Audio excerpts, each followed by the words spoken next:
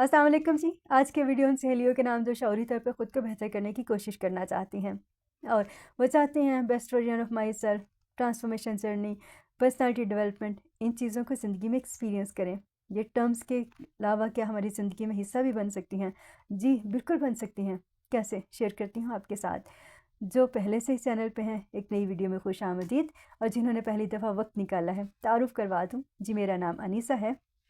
पेशे के लिहाज से मैं टीचर हूँ, सर्टिफाइड NLP प्रैक्टिशनर हूँ, सर्टिफाइड एनर्जी हीलर हूँ और as digital content creator share करती हूँ अपनी सहेलियों के साथ वो जो सीखने में सालों लग गए, यकीन के साथ कि किसी का सालों का सफ़र महीनों में तय होगा और किसी का महीनों का सफ़र दिनों में।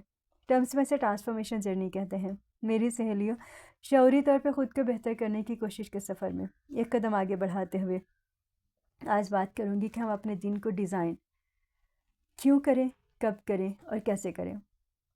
यकीन कर लीजिए कि ये जो दिन है ये रब का इतना बड़ा तोहफ़ा है और रब का करम देखिए कि इस दुनिया में आने वाले हर इंसान को 24 घंटे एक जैसे मिलते हैं। वो कामयाब तरीन इंसान हो या नाकाम तरीन, क्या करें, हमारे कंट्रोल में जो हिस्सा है हमने उस पर काम करना है। तो एक कदम आगे बढ़ती हैं क्योंकि हमारे इरादे बहुत से नाकाम भी हो सकते हैं। जो हम प्लान करेंगे वो भी पूरे नहीं हो सकते, लेकिन हमें जब हम अपने क्रिएशन प्लान के साथ जुड़ते हैं और हमें पता होता है तो फिर एक्सेप्टेंस है कि जो अगर नाकाम हो गए हैं तो गलती क्या की है, उसे बेहतर करने की कोशिश करनी है। तो मेरी सहेलियों, जब हम ज़िंदगी को वैल्यू करती हैं, आज के दिन को वैल्यू करती हैं, तो अब आती हूँ टॉपिक की तरफ के क्यों करना ज़रूरी तो हो गया, क्योंकि हमने ज़िंदगी को वैल्यू देनी है और ज़िंदगी का जो है हमें आज का दिन मिला है यही हमारी ज़िंदगी है। फिर कब करें? मेरी लर्निंग कहती है कि रात को सोने से पहले, इसको नाइट रिव्यू भी कहते हैं, अपने दिन के इख्तितामी जायज़ा लें। रिफ़्लेक्शन जो है वो बहुत ज़रूरी प्रैक्टिस हो जाती है। अगर आप कैसे करेंगे, अब 2 चीज़ें मैं आपके साथ शेयर करूँगी। एक तो यह है कि अपनी डायरी पे लिखें, अगर आप लिख सकती हैं तो बहुत आसान है। डायरी पे बहुत सालों तक मैंने ये प्रैक्टिस की कि एक टू डू लिस्ट बनाई जाए, लेकिन वो मेरी ज़िंदगी में इसलिए इस तरह से काम ना कर सकी, डायरेक्ट सिर्फ टू डू लिस्ट बनाना कि मुझे ये 10-15 काम करने हैं।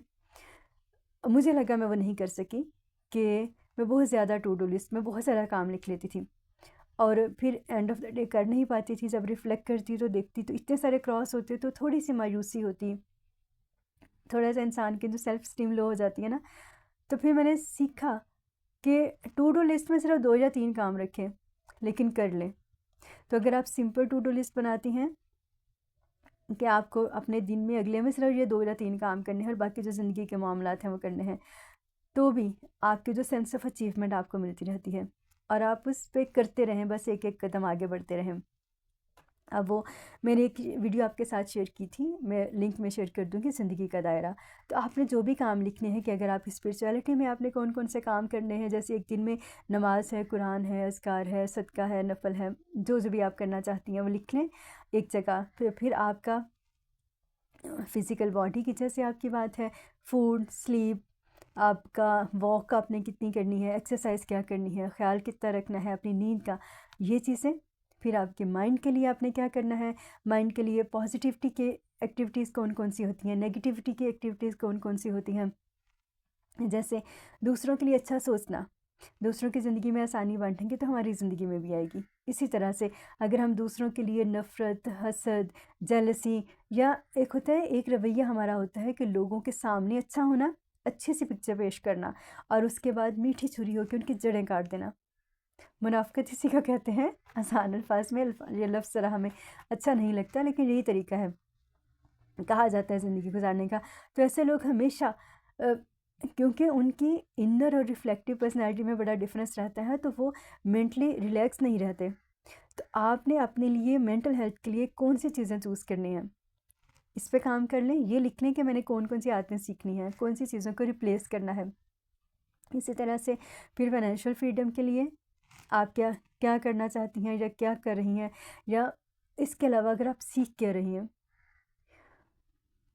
लर्निंग स्किल्स आपके क्या हैं, आप किस तरह से अपनी इन एरियाज़ ऑफ लाइफ में काम करी हैं। तो आप एक एक चीज़ से एक एक एरिया के लिए भी लिखेंगी तो 7-8 ज़िंदगी के दायरे हैं, 7-8 ही आपकी सिर्फ टू डू लिस्ट में काम बनेंगे। फिर वक्त की जब हमने कदर करनी है, हमने डिसाइड कर लेना है, तो देखिए कितना वक्त आप देखेंगे कि डिसाइड कर लें कि ये कितना वक्त है जिसमें मेरा सोशल मीडिया स्क्रॉलिंग पे गुजरता है, गपशप पे गुजरता है, दूसरों से बात और उनके बाद उनकी बातें करने में गुजरता है। तो उसको रिप्लेस कर लें प्रोडक्टिव एक्टिविटीज़ की तरफ।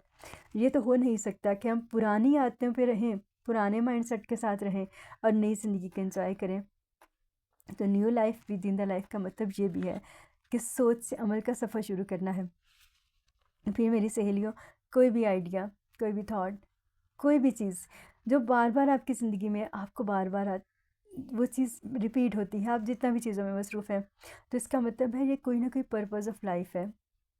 नेचर आपको उस काम की तरफ लेके जाएगी, बार बार उस दायरे में लेके जाएगी। तो अपना पर्पज़ ऑफ लाइफ ढूंढें। अगर आपको आज का कोई दिन मिला है और आपके साथ कुछ ऐसी चीज़ हो रही है, क्योंकि हर सोच तो अमल करने वाली नहीं होती। मैं कहती हूँ सोच से अमल का सफ़र शुरू करें, लेकिन ये भी मैं इस पर ज़रूर एक तफसीली वीडियो बनाऊंगी कि जब आप सोच से अमल का सफ़र शुरू करनी है तो वो कब, क्यों और कैसे करना है, क्योंकि हर सोच अमल करने वाली नहीं होती। वो कौन सी सोच होती है जिसे अमल की तरफ लेके जाना है, इस पर ज़रूर हम बात करेंगे। फिर मेरी सहेलियों, आसान और तरीका बताती हूँ जो मेरी लर्निंग है। जब हम ईशा की नमाज़ पढ़ लें, आप, क्योंकि मैं मुसलमान हूँ, मैं उसकी बात कर रही हूँ, तो आप किसी भी तरीके से कर सकते हैं। ये तो एक मैंने बात कर ली थी पहले डायरी पे लिखने की, लेकिन ये किताबी बात भी हो सकती है। मेरी हर सहेली इस पे अमल नहीं भी कर सकती, तो क्या करें? जब भी आप ईशा की नमाज़ पढ़ें, सुकून के साथ, नमाज सुकून के साथ पढ़ना ज़रूरी है। पढ़ने के साथ साथ ही नमाज के साथ ना हमारा माइंड जो है ना, थोड़ी देर के लिए अल्फ़ा स्टेट ऑफ माइंड में चला जाता है। वो क्या है, ये किस तरह से हमारी ज़िंदगी के लिए बहुत ज़रूरी है, फ़ैसला साजी के लिए, कुछ और भी बहुत सारी चीज़ों के लिए अल्फ़ा स्टेट ऑफ माइंड की प्रैक्टिस करना क्यों ज़रूरी है, मैं ज़रूर आपके साथ बाद में शेयर करूँगी। लेकिन जब हम ईशा की नमाज़ तवज्जो के साथ पढ़ती हैं और दुआएं पढ़ती हैं, तो हमारा ज़हन जो है वो थोड़ी देर के लिए अल्फ़ा स्टेट ऑफ माइंड में चला जाता है। ऐसे में अगर आप डिज़ाइन जो करना है अपने दिन का, अगर आप उस वक्त वहीं बैठे 5 से 10 मिनट के लिए सिर्फ पढ़ते पढ़ते, जब हम नमाज़ पढ़ लेती हैं तो सोचें तो आती हैं, तो सोचों को भी सोचते हैं ना, तो बाकी बातें सोचने की बजाय इस तरफ को सोच लें। जब आपको लगे कि सोच जो है वो, सोच तो आनी आनी है, आपको लगता है कभी कभार, तो अपने माइंड को माइंड दें, तो ये वाली बात सोच लें। उसके बाद जब हम बैठी हैं, आपने नमाज कर वहीं जाए नमाज पर बैठे बैठे आपने सिर्फ 5 से 10 मिनट, आज के दिन में क्या अच्छा किया, क्या मुझे बेहतर करने की ज़रूरत है, क्या कर सकती हूँ, गलतियाँ कौन सी कर रही हूँ, लूप्स कौन सी ब्रेक करनी है, तो वो देख लें। उसके बाद जब हम ये जैसा देख लेते हैं कि जो हमारा अगला दिन है उसमें हमने क्या क्या काम करने हैं, आपके ज़हन में ये चीज़ ना ट्रेन करना पड़ेगा। रिफ्लेक्शन भी हो जाएगी वहीं पे बैठे, आपका डिज़ाइन योर डे भी हो जाएगा, और डायरी उन चीज़ों की बात भी नहीं होगी, क्योंकि मुझे पता है कि मेरी हर सहेली डायरीज मेंटेन नहीं कर सकती, मेरी हर सहेली इस तरह से बात भी नहीं कर सकती, और मेरी हर सहेली अगर किस तरह से प्रैक्टिस करने की कोशिश भी करेगी तो उसके इर्द गिर्द उसको कितनी ज़्यादा बातें सुननी पड़ेंगी, मुझे उसका अंदाज़ा है। तो क्या करें, सिर्फ जहन में सोच लें कि मैंने कल कौन कौन से काम करने हैं, उसमें से मैंने अपनी स्पिरिचुअल हेल्थ के लिए कौन से काम करने हैं, मैंने अपनी फ़िज़िकल हेल्थ के लिए कौन से काम करने हैं, मैंने गलतियाँ कौन सी कर रही हूँ उसको मैंने आज के ठीक किस किस को करना है, कौन कौन सी चीज़ें मुझे बेहतर करनी है। सिर्फ 5 मिनट वहीं बैठे बैठे लगेंगे, और ये चीज़ आपकी ये जो लाशऊर है ना, उसका हिस्सा बन जाएगा। ये मैजिक होने वाला है।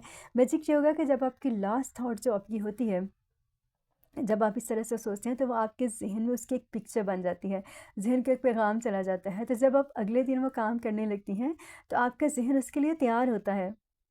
इसलिए मेरी सहेलियों, ये जो ज़हन जब हमारा तैयार होता है किसी काम को करने के लिए, तो फिर उसके साथ पार्ट ऑफ द सिलेबस में जितनी भी चीज़ें आती हैं हम उससे कर गुज़रती हैं, क्योंकि हमारे ज़हन की लास्ट जो थाट होती है ना सोने से पहले की, वो जो फीलिंग होती है वो बहुत प्रेशियस होती है। उसका ख़्याल रखें नेगेटिविटी की बजाय। ये जो हमें आजकल सिखाया जाता है ना, सोने से पहले मोबाइल से भी ज़रा दूर हो जाएं, अपने आप को रिलैक्स करें क्रिएटर के साथ। और देखें, हम मुसलमान हैं, और अगर हम इसको इसके साथ कनेक्ट करें, या आप जिस भी डिवाइन फेथ के साथ हैं, इवन कि मेरी वो बहुत सारी सहेलियाँ जो बस ये उनका अपना फेल है, क्या कह सकते हैं, लेकिन क्रिएटर तो है ना, लेकिन अगर फिर भी उन्हें लगता है वो यूनिवर्सल लॉज को फॉलो करती हैं, तो भी एफर्मेशंस, साउंड एनर्जीज़ पे काम करना सिखाया जाता है। अपने आप को वाइब्रेशनल कनेक्टिविटी के साथ पे काम करना सिखाया जाता है। वो जो भी प्रैक्टिस करती हैं वहाँ सब में देखिए क्या है, आपको इस जो भी जितनी मसरूफ़ ज़िंदगी है उससे आपको ज़हन को स्लो करना है, माइंड की फ्रीक्वेंसी को स्लो करना है। और मुसलमान होने की हैसियत से अगर मैं बात करूँ तो आप इन सारी टर्म्स को छोड़ दें, सारी किताबी बातों को छोड़ दें। आपने सोने की दुआएं पढ़ी, नमाज के बाद आपने सोने की दुआएं पढ़ी, आपने अज़कार पढ़ी, आपका ज़हन ऑटोमेटिकली कनेक्ट हो गया अपने क्रिएटर के साथ, आपकी जो हायर सेल्फ है उसके साथ। तो आप ही बताइए, तो आपका पीस ऑफ माइंड तो ऑलरेडी आपको मिल गया। तो इस तरह से हमारे दिन की जो आगाज़ और इख्तिताम हम कर सकती हैं। कैसी लगी आज की वीडियो ज़रूर बताइएगा, अमल कीजिएगा और कमेंट कीजिएगा। अगर आपको लगता है कि आपके लिए ये काम आ रही है मेरी लर्निंग जो मैं आपके साथ शेयर कर रही हूँ, तो मुझे दुआओं में याद रखिएगा। इंशाल्लाह मुलाकात होती है किसी और वीडियो में किसी ऐसी लर्निंग के साथ। रब के हवाले।